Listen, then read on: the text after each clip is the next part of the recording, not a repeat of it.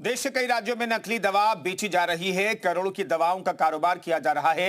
इलाज के नाम पर खुलेआम मौत बांटी जा रही है और ये गिरोह कई साल से खुलेआम ये कारोबार कर रहा है। लेकिन खुलासा अब जाकर हुआ है जो आपके रोंगटे खड़े कर देगा कि जो दवा आप ठीक होने के लिए लाए हैं वही वो आपकी जान न ले ले।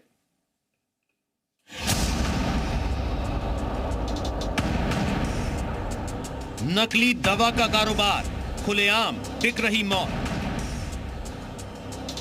देश के कई राज्यों में fake medicine nexus. Delhi police की क्राइम ब्रांच और एंटी नारकोटिक्स टास्क फोर्स ने एक बेहद खतरनाक फेक ड्रग सिंडिकेट का भंडाफोड़ किया है, जिसमें बड़े स्तर पर नकली दवाओं का कारोबार किया जा रहा था। कई साल बड़ी खेप को बाजार में बेचा जा रहा था, जिसका जाल बिहार, दिल्ली, यूपी और हिमाचल प्रदेश से लेकर हरियाणा तक फैला है। फेक ड्रग कारोबार मामले में अब तक 9 लोगों की गिरफ्तारी हुई है। 1,19,000 नकली जिंक की गोलियां, 42,000 से ज्यादा नकली azithromycin tablet, 27 kilo paracetamol powder, 444 नकली इंजेक्शन डिलोना एक्वा, कुल 50 करोड़ के करीब नकली दवाइयों के रॉ मटेरियल बरामद हुआ है। बिहार में 2 नकली दवा की फैक्ट्री पकड़ी गई है। गिरफ्तारी हुआ है।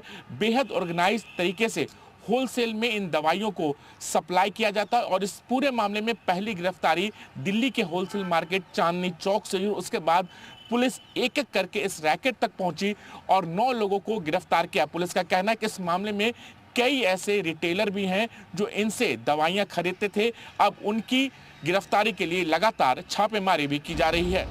शुरुआती जांच में रोंगटे खड़े कर देने वाले खुलासे हुए हैं। ना ही दवा बनाने का लाइसेंस था और ना ही कोई एक्सपर्ट या केमिस्ट। और जब ड्रग विभाग की टीम मौके पर पहुंची तो वहां भारी मात्रा में खतरनाक रसायनों का ढेर मिला। ये मेन जो आप देख सकते हैं ट्रामाडोल पाउडर है, अल्प्राजोलम है और ओपियोइड है। टोटल वैल्यू 50 करोड़ का है और अभी तक 9 लोगों को हमने गिरफ्तार किया। और इसमें पिछले 3 महीने से जो कार्रवाई हुई, 3 + 2 5 महीने से कार्रवाई चल रही थी। और इस तरह जो है सो ये पूरे डिफरेंट स्टेट्स हुए, जैसे कि हिमाचल हुआ, उत्तर प्रदेश हुआ, उत्तराखंड हुआ, बिहार हुआ, दिल्ली।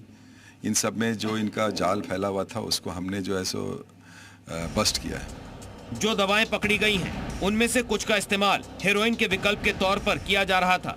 इस पूरे नेटवर्क में कच्चा माल जुटाने से लेकर दवा बनाना और सप्लाई तक सब कुछ अवैध तरीके से किया जा रहा था। दिल्ली से राजू राज की रिपोर्ट, जी मीडिया।